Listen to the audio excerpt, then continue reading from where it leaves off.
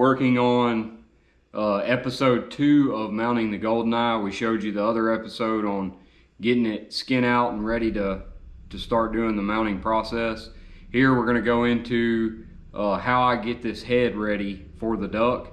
I use a cast head. Some people use the real head. Both of them are fine. It's all about personal preference. I prefer these. They cost a little bit more, but it saves me a little bit of time. I've got so much stuff going on that I'm trying everything I do, I want it to be as fast as possible, still achieving a good result. So what I'm gonna do here is I'm gonna take this spade bit, paddle bit, all of them will be different based off the size of the head. If you're dealing with a green winged teal versus dealing with a Canada goose. The skull, this is actually a replicated head of an actual bird. So the head size is gonna be relative to whatever that bird had. So you have to change the size accordingly. I want it to dremel this out. I can show you on this merganser head. I want it to dremel that hole out to where there's just a little bit left on both sides. And I'll show you later in the mounting process while we're doing this. But you're gonna run the neck wire and fabric, whatever you end up using. I use necking material. You're gonna run that into here and set that with Bondo so that that is attached to the head. Anyway, we'll go ahead and drill this out. You just have to figure out what size you need, and then I try and go deep enough to where I'll make sure that it can hold that wire.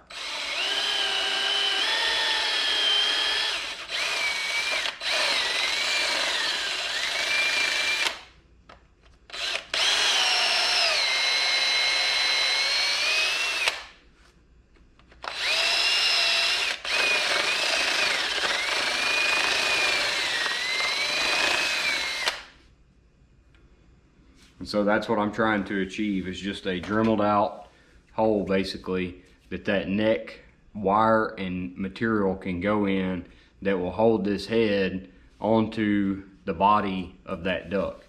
And another thing with that, I'm sure most people know this, but for anybody who doesn't, just be careful with this spade bit. Make sure you're paying attention to the angle. It can end up coming out of this head, so you may want to clamp this to something. Whatever you have to do to keep yourself safe, be sure you do it. These spade bits, I haven't done it on one of these heads, but I've done it on other jobs where I've ran it through my hand. They're not fun. You're gonna wish you'd have paid more attention. So now the next thing we're gonna do, I'm gonna find my bit that goes in my Dremel. You don't have to do this, but for me, it just makes a better mount. I'm gonna go around, I'm not sure how good y'all can see that. So there's a raised edge, which is where the skull meets the actual bill of the duck. So I'm going to go around this edge, and I'm actually going to Dremel a slot under that beak to where that skin can tuck under, and it'll be a smooth transition. I don't know that this is what everybody does, but this for me is the best way to achieve the best looking head. So I'm going to go ahead and do that, and then I will show you after we get done the purpose of that is how that skin can slide under there real easy. All right, so now that we've gotten that hole drilled in the back for the neck, I'm going to take, I use a Dremel, and some people have mentioned before, this Dremel that I use, the battery is bad on it. It sucks. It doesn't last very long. I actually have 2 batteries. I keep one on charge for when this one goes dead, because it's going to. But some people have the plug-in Dremels. They're probably better just because you can keep the power to it at all times. But I bought this bit, I think I got it at Lowe's or Home Depot, one of the two, and it's like I think they call it a diamond cutting bit or something like that. Anyway, this little bit is perfect for me for what I've found in trying to do this piece, getting this slot dremeled out around here. So what I'm going to do is I'm going to turn this Dremel on. It's obviously going to be loud, and I'm going to lay this at an angle, and I'm going to run it right under where the actual skin feathers would match up to the beak. So you can see there where I've started, and that's what I'm going to do is I'm just going to go directly under this at an angle. I'm not going to go straight down. I'm not going to go straight in. I'm going to do it, I guess it would be like a 45, 23, something like that. So it's going to be loud. I'm not going to be able to talk, but I'll show you what I do.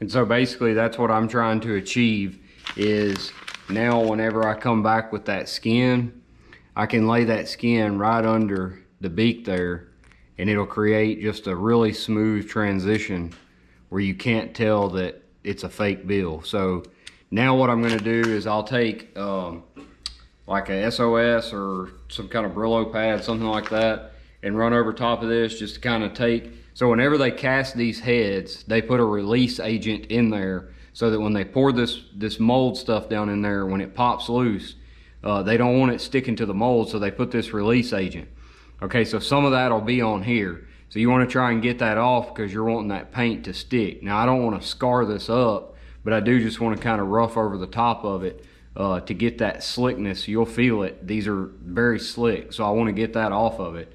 So I'm just going to run something over the top of it.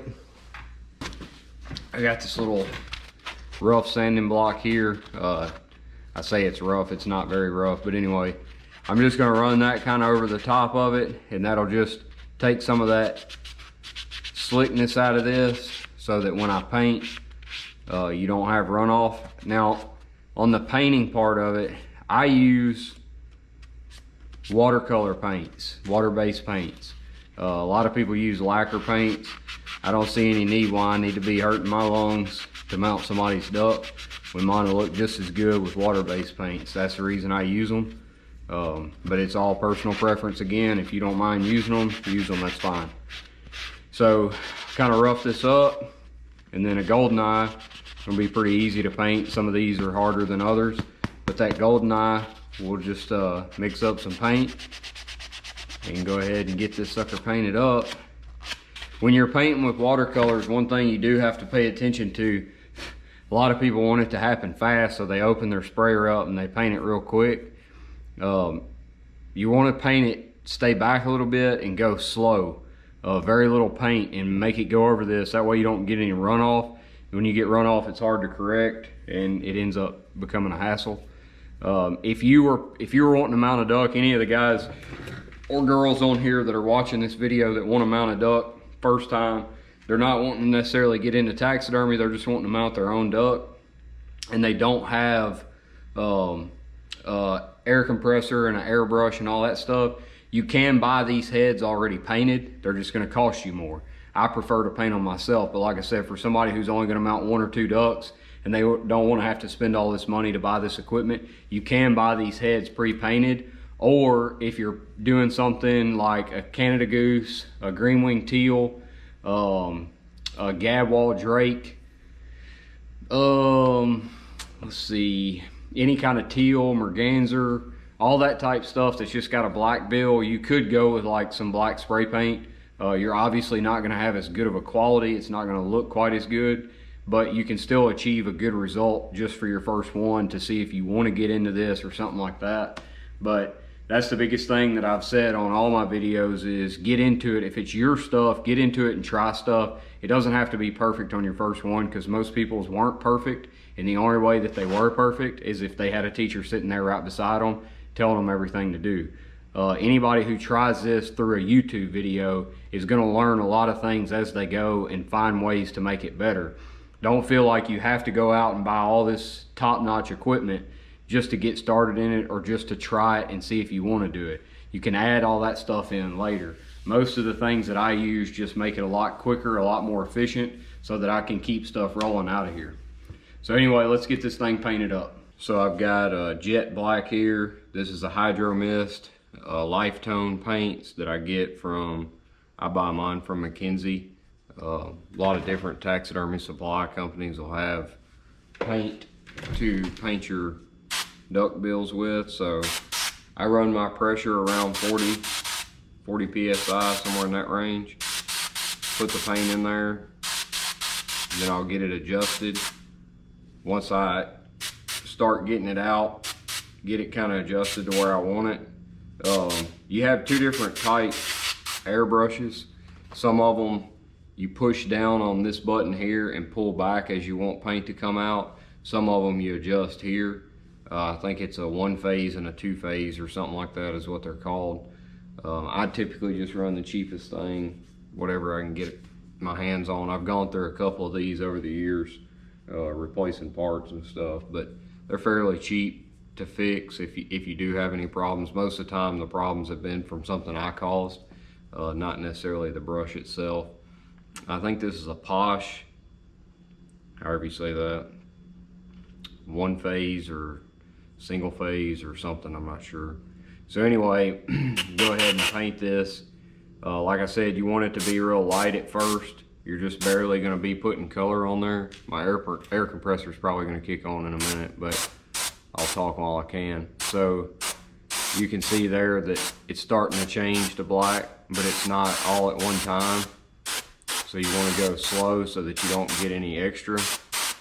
And what I do is, instead of sitting in one spot, kind of move back and forth, give whatever I just painted a little time to dry, start moving to the next area.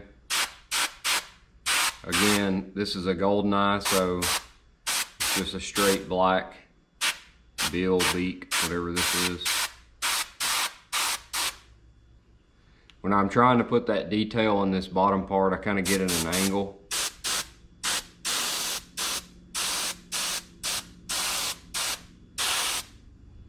It seems like it gives it a little more depth.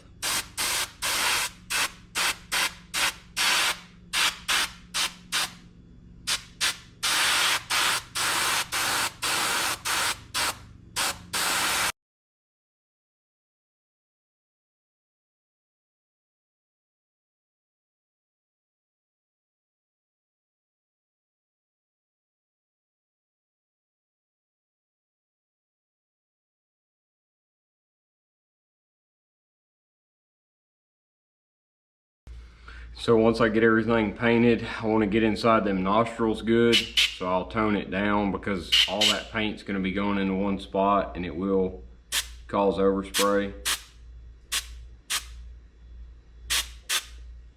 And I don't just press and hold down when I'm inside of that. I just kind of spot hit it inside of there. And then you also want to go around and check this jawline on the inside, because that does have depth to it. So you want to make sure that you get down inside of those lower jaw lines.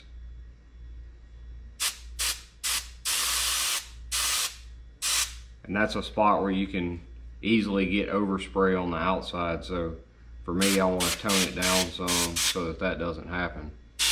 Once you get this thing where you think it's good, so that's good for me. That's the way I like to see it. Everything's painted. You'll notice that I have some overspray. So you'll notice right around this edge I have overspray. You can do one of two things. You can either come in here with like a knife and scrape that back, or you can bring that Dremel back in here and rough that up. But you do need to get that paint off, because this is where you're going to actually glue the skin. Under there, you're going to put glue around here like this, all the way around. And where that paint's at, what will happen is that glue will stick to that paint, and that paint can end up flaking off of this, because we're not going to seal this part. So you want to make sure you try and get that off, so that whenever you glue this, you don't want it popping back loose down the road. It probably won't happen the first day. It'll happen later on as that glue starts to work against that paint and that skin starts pulling. You'll get it to loosen out, and most of the time, by the time it does it, the skin will be so dry you can't do anything with it. So you just want to go ahead and make sure you get that off. I'm actually going to use a Dremel. So I'll just take this Dremel and I'll just lightly go back around here. On this one, it's not a big deal because this is black, so I can easily touch that up later if I have to. But on certain ones like a wood duck or a mallard or something where you have some color around that edge, you want to try and make sure that you don't hit that, because then you got to go back in, and whenever you have multiple tones, if you touch it up with a paintbrush or something, it's going to show. So I'm going to take the Dremel, go around this edge, show you that real quick.